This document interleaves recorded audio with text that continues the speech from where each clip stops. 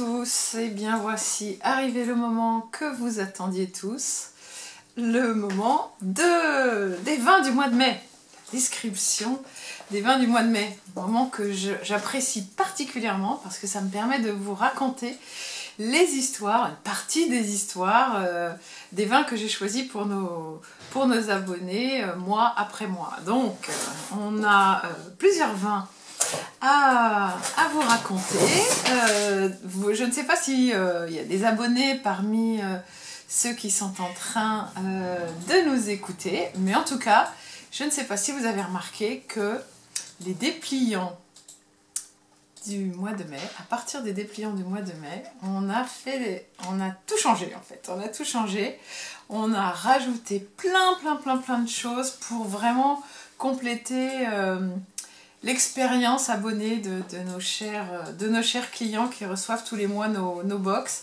Et au lieu d'avoir un petit livret très simple et très bien fait avant, on a vraiment ajouté, voilà, il fait 20 pages maintenant et il y a plein de choses dedans, des interviews de vignerons, toujours une recette, les accords mets et vins, voilà, tout un tas de petites choses intéressantes. Et puis les vins sont passés d'une simple page à une double page pour vous donner toujours plus d'informations, de conseils, d'accords mets et vins, d'arômes, d'impressions en bouche pour que vous puissiez regarder si vous les retrouvez également. Voilà, ça c'était le petit cadeau de 3 x 20 pour nos abonnés, pour compléter un petit peu votre expérience chez nous et votre culture vin, qu'elle soit de plus en plus intéressante. Voilà, alors je vais vous présenter les vins, donc les vins du mois de mai. On a 4 box différentes, hein, et je vais commencer par la box Taste Vin qui est 2 bouteilles. 2 bouteilles, c'était celle-ci au mois de mai, là, 2 bouteilles de vin rouge. Et la première bouteille que je vais vous décrire, c'est un magnifique Grave. Grave, vous savez, c'est une appellation qui se situe au sud de Bordeaux, finalement assez proche de la ville de Bordeaux, tout à fait plein sud, et elle a un nom qui est particulièrement intéressant parce que Grave, c'est parce qu'il y a par terre, dans les vignes, des petits graviers blancs, tout petits graviers blancs, qui drainent la pluie quand elle tombe. Il en tombe à Bordeaux, qui drainent la pluie, et comme ils sont blancs, ils réfléchissent la lumière et ça contribue à apporter une meilleure maturité au raisin. Donc le terroir a donné son nom à l'appellation. Donc ici, il s'agit d'une viticultrice que je connais déjà depuis maintenant plusieurs années, qui s'appelle Marielle Bessas, et avec son mari Lucas, ils ont un vignoble où ils produisent des vins, plutôt des vins moelleux, un peu liquoreux, et depuis quelques temps, depuis le millésime 2018, ils ont repris des vignes familiales dans les Graves. Et un produit millésime 2018, donc ça c'est 2018, que j'avais déjà présenté à nos abonnés. Ils font ce vin qui est absolument magnifique, de typicité. Vous savez, dans les Graves, on retrouve toujours un petit peu ce côté un petit peu de terre, vraiment proche du terroir, hein, on le sent dans les vins. Et là, il y a un équilibre, une douceur, une fraîcheur et juste ce qu'il faut de structure, apporté par les 70% de Cabernet Sauvignon et 30% de Merlot, qui arrondit un petit peu les angles. Mais c'est vinifié vraiment comme une infusion, pas du tout l'image du Bordeaux assez dense, assez tannique, avec une certaine astringence, pas du tout. Ici, c'est vraiment de la douceur, de la rondeur et une très belle longueur en bouche, hein. Donc 2019, c'était un millésime plutôt solaire. Donc c'est normal qu'il y ait un peu cette colonne vertébrale assez marquée, mais on retrouve vraiment ce qu'on aime dans un bon Bordeaux bien fait, c'est-à-dire du fruit qui croque, qui claque et qui pourra finalement peut-être vieillir un tout petit peu. C'est pas vraiment l'intention de Marielle. Elle dit qu'elle fait ce vin plutôt pour qu'il soit dégusté dans sa jeunesse. C'est vrai, mais à mon avis, parce qu'il y a quand même une bonne acidité, une bonne fraîcheur, je pense qu'on pourra le garder un tout petit peu et probablement refaire une belle découverte une fois attendue dans une bonne cave, évidemment. Marielle fait partie des gens qu'on a interviewés dans le nouveau petit livret, donc vous allez pouvoir écouter un petit peu son aventure viticole qui est super intéressante. Voilà, donc ça c'était le premier vin de la box Taste Vin du mois de mai 2021. Donc avec cette magnifique bouteille de vin rouge, il y avait une deuxième bouteille de vin rouge. Donc la box Taste Vin, c'était 2 vins rouges ce mois-ci. Et là, on vous emmène au soleil. On a besoin en ce moment, hein. Il pleut énormément pour l'instant, mais j'ai voulu commencer à vous donner un petit peu un petit regard un peu estival en s'approchant le plus possible de la frontière espagnole. Là, on est dans les Pyrénées-Orientales, on n'est pas très loin de Perpignan, on est dans les côtes du Roussillon. Et j'ai découvert ce domaine qui est conduit par un papa et ses 3 filles. Il a 3 filles, elles sont toutes les 3 impliquées dans le domaine. Et ils font des vins absolument magnifiques. Alors, il y a mon vrai coup de cœur chez eux, ça a été cette cuvée 2017 ou 2019, je raconte des bêtises. Non, c'est bien 2017. 2017 avec cette richesse, ce côté solaire, ce bel ensoleillement qu'on ressent dans les vins qui sont du coup des vins avec de la matière, hein, avec vraiment ce côté très suave, très velouté, mais avec le côté épicé qu'on aime énormément dans ces vins et qui parlent assez fort. Voilà. C'est des vins qui ont beaucoup de choses à dire. Et l'assemblage exact, c'est 65% de Syrah. Donc c'est vraiment basé sur la Syrah. Ce cépage qui a toujours des fruits, un mélange de fruits plutôt noirs, type mûre, myrtille, et qui a toujours une petite finale assez épicée. Donc ça relève un petit peu la gamme aromatique. Et puis il y a évidemment, le reste c'est 35% de grenache. Ça c'est obligatoire dans l'assemblage pour être en côte du Roussillon. Il faut absolument qu'il y ait du grenache. Et voilà, il y a ce côté épicé, un petit peu chocolaté en bouche. Voilà, une belle cuvée qui pourra se garder à mon avis 2-3 ans. Mais si vous l'ouvrez d'avance ou si vous la carafez, vous verrez, c'est un délice de rondeur, d'une certaine opulence, sans excès, vraiment le bel équilibre tel qu'on l'imagine et qui peut vraiment donner l'idée de ce que doit être un joli côte du Roussillon. Voilà, donc ça c'est un domaine qui est en agriculture biologique, hein, qui a démarré ça depuis déjà un bon moment et c'est assez logique finalement dans ces coins-là où il y a du vent, donc l'humidité ne reste jamais très longtemps, elle est balayée plutôt rapidement et les raisins redeviennent secs et continuent leur maturité. Voilà, du coup, ça c'était le deuxième vin de la box Taste Vin du mois de mai. Donc les 2 vins. Ensuite, pour ceux qui sont abonnés à la box Buissonnier, il y a ces 2 vins que vous venez d'écouter et un troisième qui est blanc. C'est un vin blanc cette fois. Et là, au mois de mai, vous allez voir, d'ailleurs avec les vins qui suivent, que j'ai fait un petit focus sur la vallée de la Loire pendant ce mois. Et on va commencer par un Quincy. Quincy, c'est du Sauvignon blanc.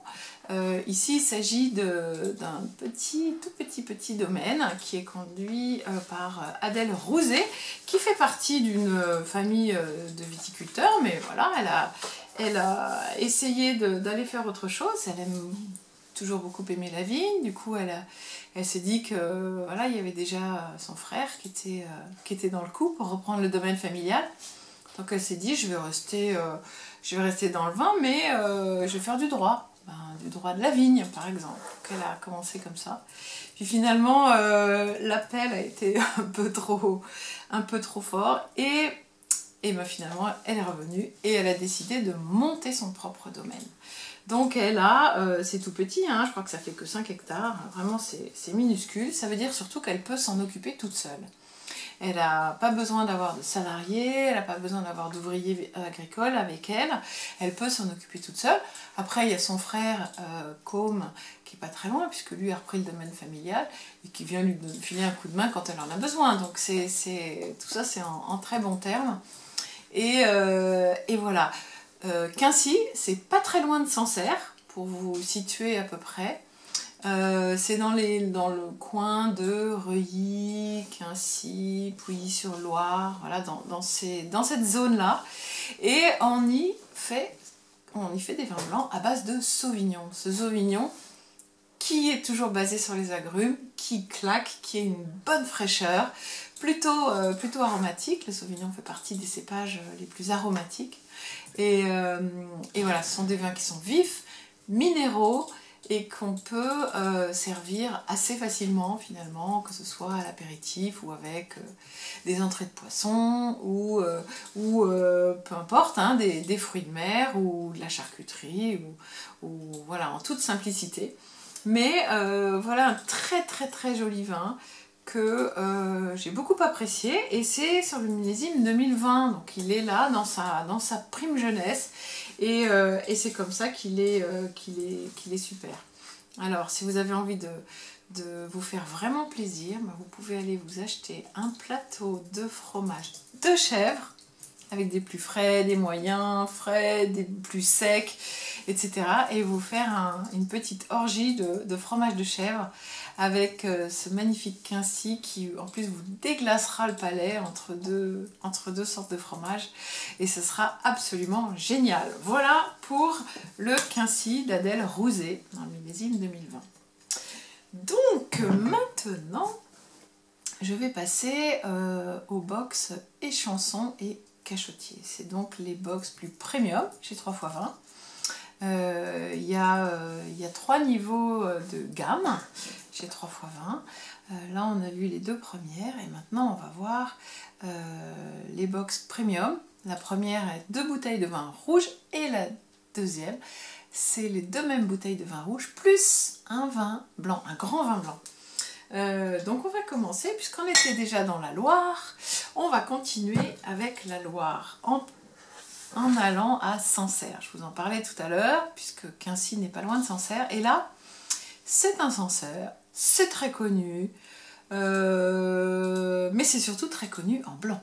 Et là c'est un vin rouge que je vous propose. Le vin rouge à Sancerre, c'est toujours fait avec le cépage Pinot Noir, le même Pinot Noir qu'on retrouve en Bourgogne, pas très loin, et qui dans les contrées un peu nordiques de la France, comme dans la vallée de la Loire, fait des vins plutôt dans la légèreté, souvent pas très foncés, et c'est des vins qu'on peut prendre avec du poisson par exemple. Ici c'est un tout petit peu différent parce que c'est le millésime 2018, et le millésime 2018 c'était un millésime assez chaud.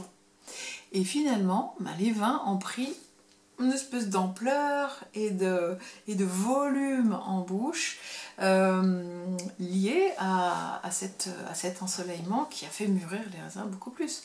Ça veut dire qu'il y avait plus de sucre dans les raisins, donc des niveaux d'alcool un petit peu plus élevés que d'habitude, et surtout beaucoup de ce volume en bouche et de cette matière, hein, c'est un peu l'épaisseur du vin, on appelle ça la matière, qui est vraiment magnifique. Alors là, on est chez Jean-Marie Riverdy qui travaille avec ses 2 fils maintenant, Et en goûtant toute la gamme de leurs vins, c'est vraiment celui-là qui m'a tapé dans l'œil.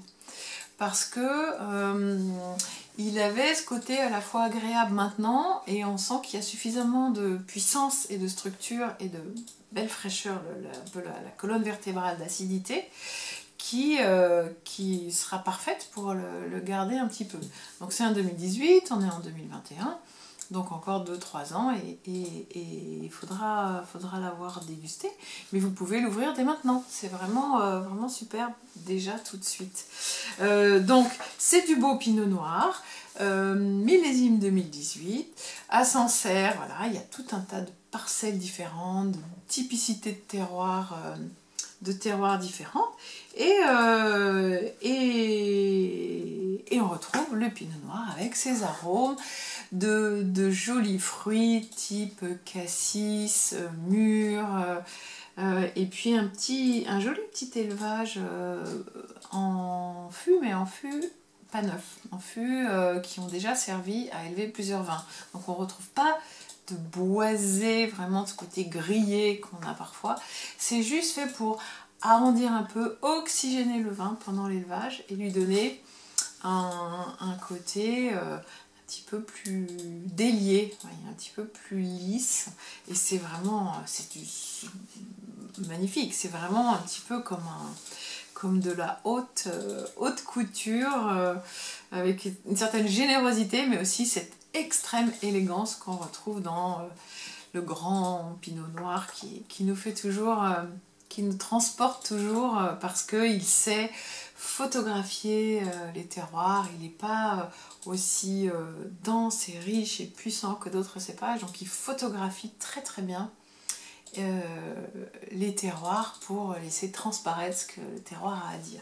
Donc évidemment, il ne faudrait pas l'assommer avec du fût de chêne trop neuf, ce serait un petit peu une bêtise. Voilà, alors ça c'était donc la première des 2 bouteilles de la box et chanson du mois de mai. La deuxième bouteille de la box et chanson, attention, tenez-vous bien, regardez, très jolie étiquette d'ailleurs, j'espère que vous la voyez bien.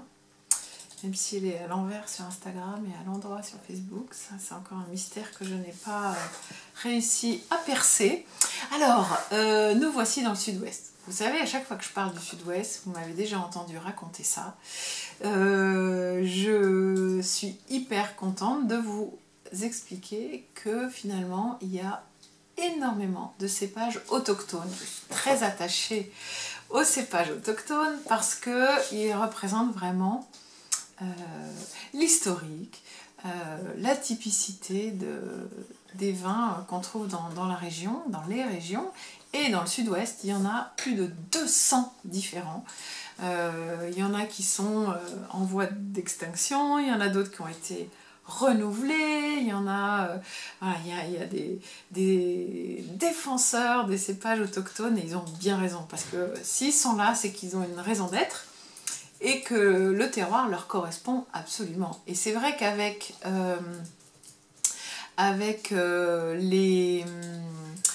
le réchauffement climatique, pardon, je cherche mes mots, avec le réchauffement climatique, on se rend compte que les cépages autochtones, finalement, ils sont très très adaptés à l'endroit où on les trouve. Donc voilà, je suis attachée à ça. Donc dans ce vin-là, qui vient de Gaillac, il y a du brocol, du prunelard, et ça ce sont vraiment des cépages autochtones qui ont chacun leur caractère, et qui une fois assemblés, ça fait caractère plus caractère égale un vin à forte personnalité.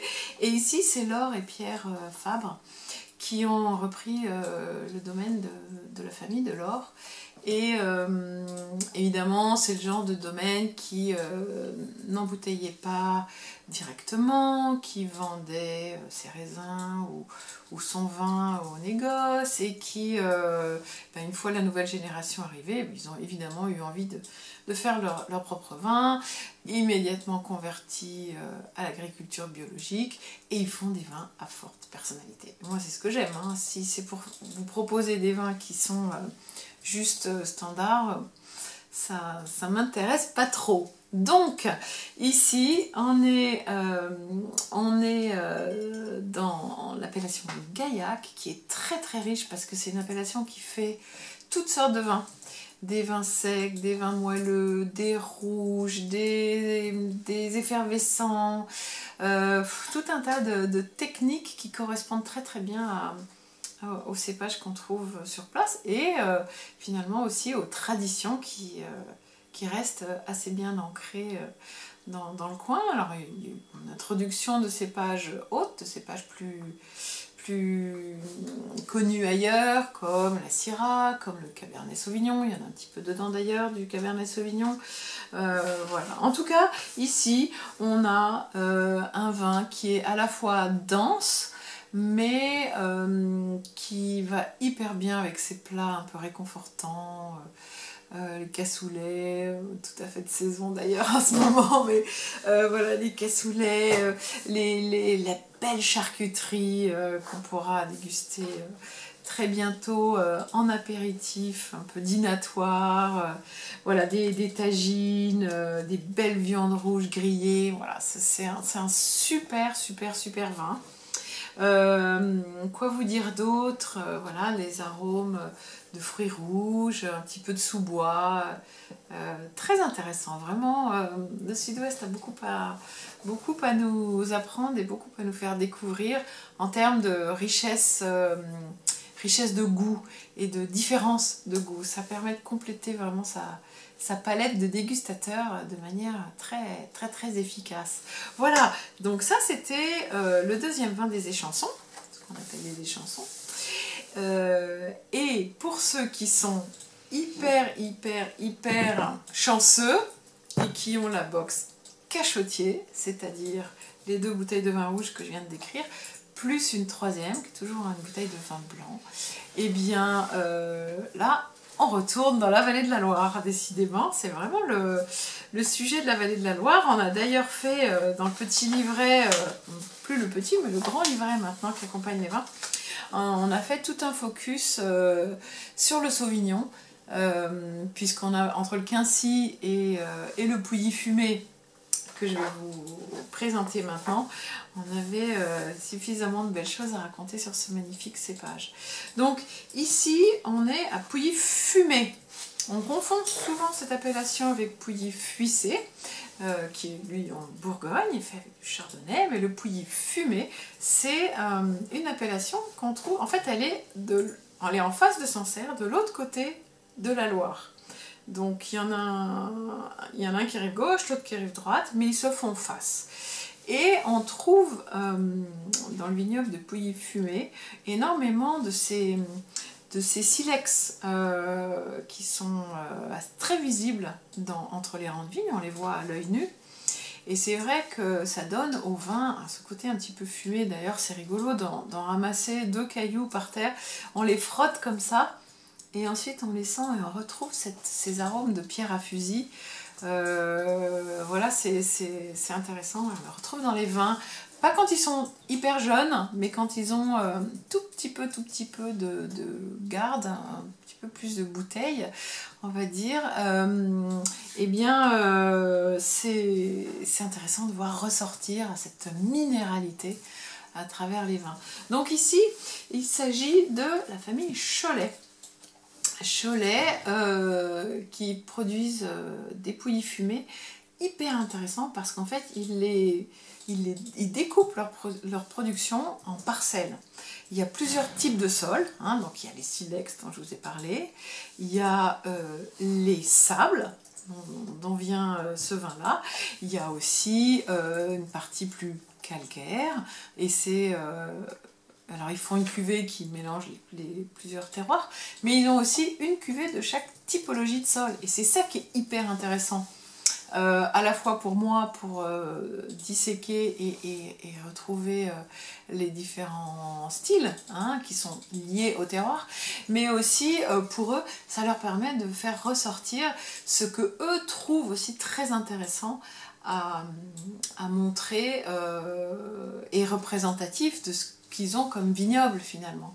Donc en ayant dégusté les 3 types de sols différents, j'ai choisi de vous présenter, de vous envoyer aux abonnés celle qui s'appelle les sables, parce qu'en fait c'est celle que j'ai trouvé qui avait le plus de finesse et le plus d'élégance et qui montrait bien que le Sauvignon n'est pas forcément cette espèce d'intrus qui est tellement aromatique, qui va parler plus fort que le terroir, et que là, il avait la sagesse et l'intelligence de, pas de prendre le second plan, mais d'essayer d'être là au même niveau que le terroir pour que l'un ait son mot à dire et l'autre aussi. Et ça, c'est un exercice un peu de funambule, hein, d'équilibriste, qui est excessivement bien réussi dans ce vin. Donc voilà, j'avais envie de vous montrer ça.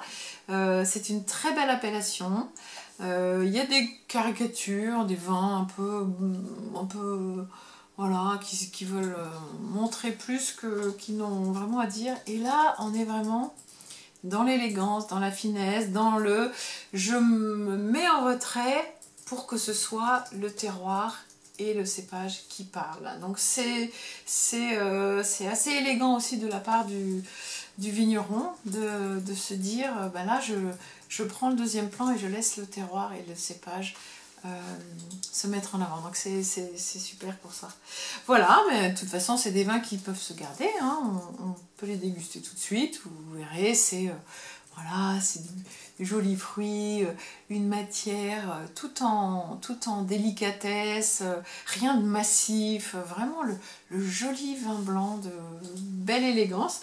Et puis voilà, on peut faire des super bonnes petites Saint-Jacques, soit snacker avec juste un tout petit peu de gingembre frotté, râpé, tout léger, ou même à la crème d'ailleurs, parce qu'il y a une tellement fine acidité que ça pourrait très très bien trancher dans du poulet à la crème ou des Saint-Jacques à la crème. On peut tout à fait faire ça sans se tromper. Et puis bien sûr, toute la famille des bons fromages, puisque tout le monde sait, n'est-ce pas, que le fromage va beaucoup mieux avec le vin blanc qu'avec le vin rouge. Voilà, bah écoutez, je crois qu'on a fait le tour. Une jolie précision dans ce vin absolument superbe que je vous recommande chaudement. Voilà, bah écoutez, j'espère que j'ai pas été trop longue. Je vous souhaite une très très bonne soirée. Juste pour rappel, je suis Marie-Dominique Bradford, je suis la fondatrice de 3 x 20, la première box de vin en France qui est spécialisée en vin de petits producteurs, de cuvées confidentielles que nous livrons tous les mois à domicile chez nos abonnés. Voilà, c'est un petit secret qu'on se partage, un peu sous le manteau, parce que des cuvées confidentielles comme ça, forcément il n'y en a pas pour tout le monde. Voilà, je vous souhaite une très bonne soirée et à très bientôt.